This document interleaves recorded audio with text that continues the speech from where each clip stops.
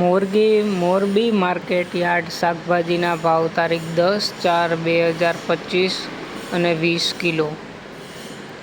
મરચાંના ભાવ છે 500 રૂપિયાથી 700 રૂપિયા. રીંગણા 200 રૂપિયાથી 400 રૂપિયા. કારેલા 600 રૂપિયાથી 800 રૂપિયા. ગુવાર 1300 રૂપિયાથી 1500 રૂપિયા.